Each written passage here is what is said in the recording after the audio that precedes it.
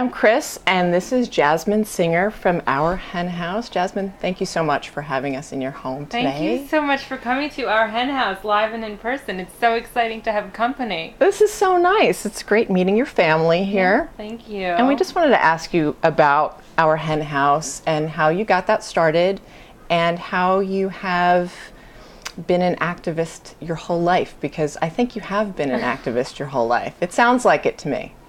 Well, that is very sweet of you. I think there were a few months in 1979 when I was too busy, like learning how to cry or something, that I wasn't an activist.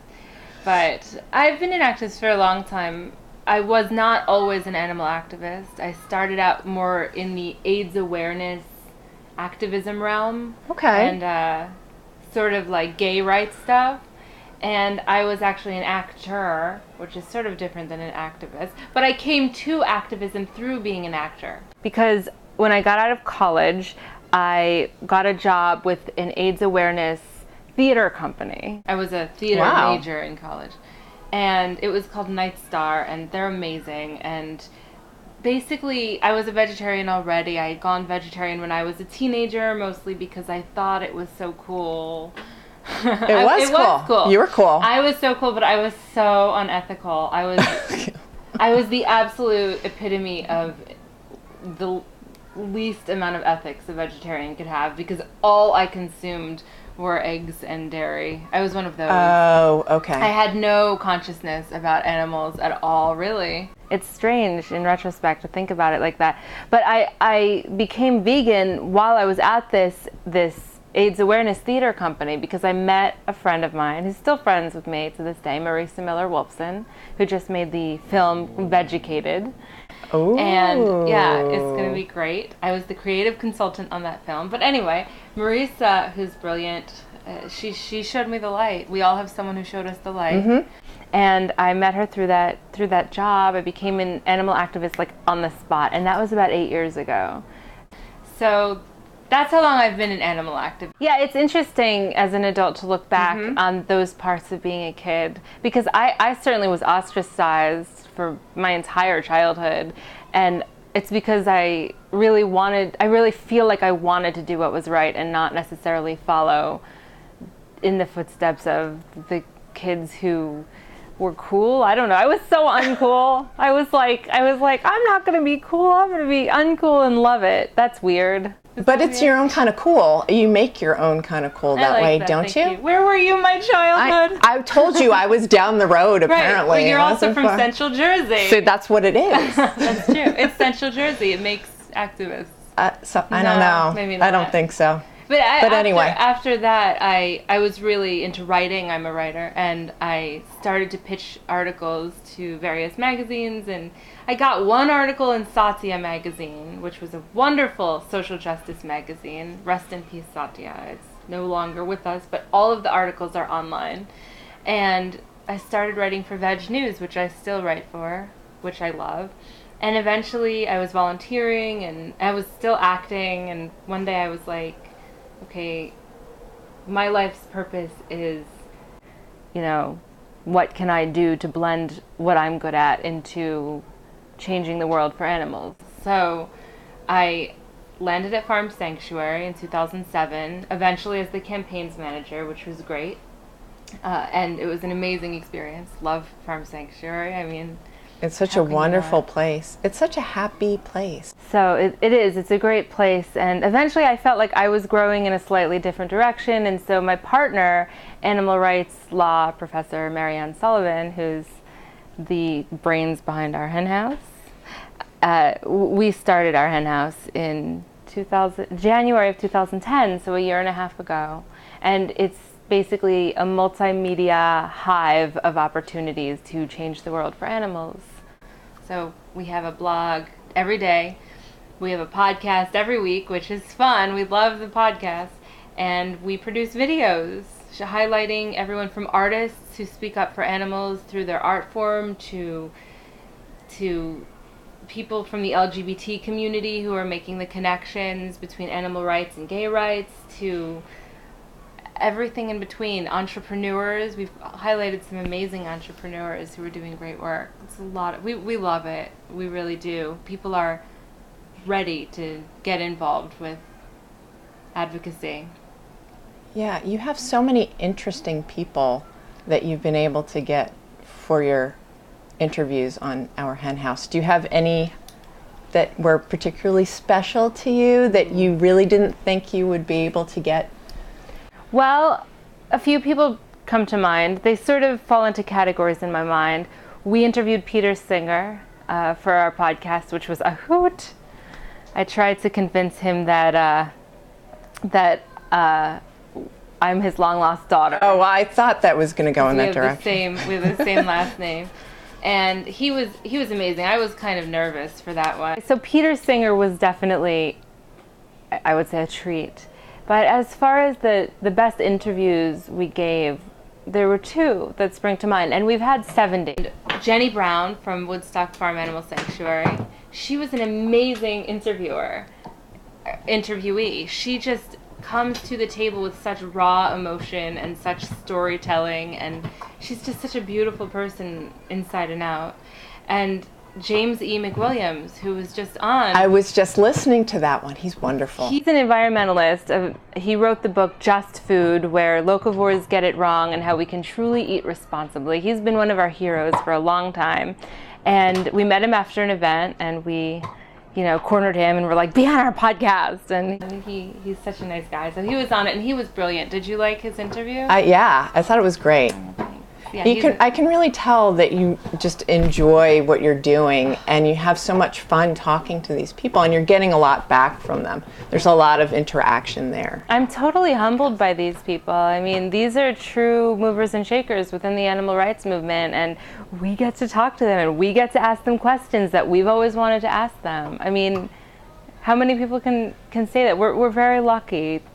And we do a lot of writing, so right. That the podcast is just one little program that we do, but the blogs, there is content coming out of our armpits. I mean, there's just so many activists to feature, and there's so many opportunities for people to use the resources that they already have in order to create change. And we just want there to be something for everyone. We have a Legal Eagles section, which Marianne really heads up because she's a lawyer. And that's just different legislative and legal opportunities. I mean, it's time that someone sued these bastards, Absolutely. There's so many opportunities there. We have an arts section that brings in my background in the arts. There's just every single possible way you can imagine to get involved with animal advocacy in a way that is exciting to you. I mean, you've found a way that's exciting to you. And absolutely. Isn't it very fulfilling? I mean, it's something that helps us to deal with the despair. Because I'm sure you feel the despair. Yeah, well, what I want to do is I want to go and then tell someone about it. Yeah. It makes me I want to be the activist. Mm-hmm. I want to tell another person so then they tell someone else. That's great. And I think that's really something that you're doing because you're a conduit. Mm-hmm. You're bringing these people, talking to them, and then you're disseminating all the information out. And I think that's really a very important place. Thank you very much. I really do. We've been really blown away by this support, but we really don't think it's a testament to us. We really just think it's a testament to the state of the world right now. People they're getting it. Mm-hmm. People are starting to get that it is not okay to support this death machine that is animal exploitation. The animal agriculture industry is banking on the fact that we're not going to get it, and we're starting to get it. I think people also sometimes come to it from different angles. Mm-hmm. They end up coming to that place, but they're coming to it because of things like, I'm not eating well, I'm not eating a good healthy diet anymore. But I mean, that's fine. Yeah. That's fine. Right. I think that's a good place to start. Sure. I think it's great, if you're going to go vegan, I don't care if you're going to go vegan because you think that you're trying to meet some guy or some girl. Right. I don't care why you go vegan. The only thing is with the health thing, I think it's really important that we grab those health vegans and show them, expose to them the ethical considerations for adopting a cruelty-free lifestyle, because if anyone's going to maybe waver back, it's the health vegans. So we need to seize that opportunity. Yeah. But hey, I mean, come to it because you think that, because you realize that animal products are absolutely devastating to your own health. If you come to it from that point of view, fabulous. But then from there, you have to learn that it's not just yourself. It's actually you're one of billions of beings, and it's your responsibility to really do what we were talking about that we did as kids, and speak up for what's right, and vote with your dollars, and spread the word, and liberate animals. And I have a little pin that says everything is connected. Oh my God, we have that! Wait a second, not only do we have that, but that's part of what brought us together as a relationship. That's how I try to live. That's how I try to live my life, because I think that that's really, really important. If you have to see what you say or do to other people, and what you say and do to other people can affect them their whole lives.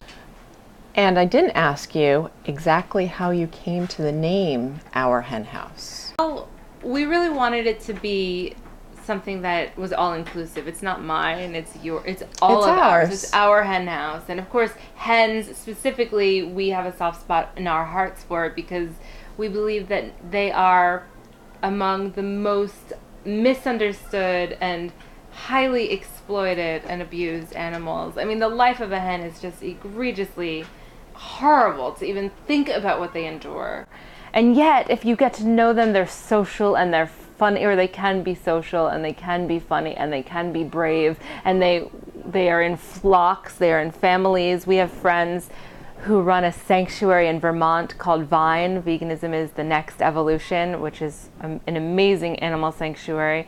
And the chickens there, they have rescued chickens, and they fly into the trees, and some of them sleep there, even in the cold Vermont winter night. You said you were up there in one of your podcasts. You guys went up there for like New Year's or something, right? We were there on New Year's. And you couldn't believe that they were up. They were up in these trees. It was freezing, but it's like, this is what we strip them of. For what? Absolutely. It's so that's getting dramatic. But it is dramatic. I mean, it is dramatic. But on the other side of it, we wanted to create a community, hence house. And we wanted it to be all of ours. So, hence our hen house. I think it was Marianne who came up with it. She's usually behind the good ideas.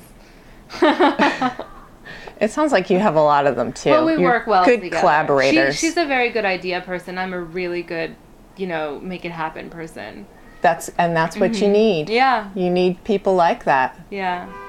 Yeah. I mean, she's amazing, but our pillow talk is so boring, because we're just like, did you read? We're like going to sleep, and we're like, did you read that New York Times op-ed by, so-and-so talking about the veal calves who are like, I'm like, oh yeah.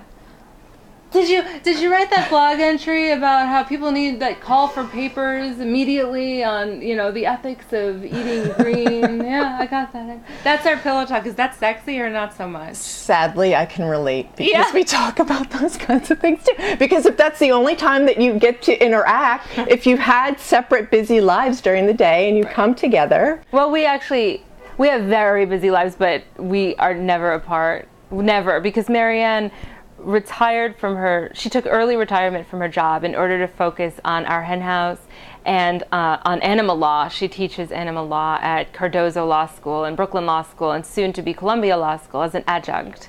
And she is the chair of the Animal Law Committee for the American Bar Association's TIPS section.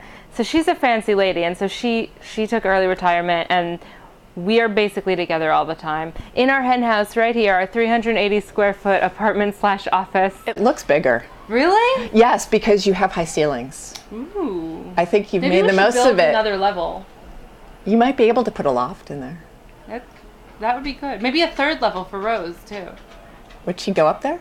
No, she wants to be on top of us all the time. Yeah, that's what I figured. Thing. Thank you so much for inviting us fun. into your hen house and our hen house. Thank you. It was so fun. I really love what you're doing.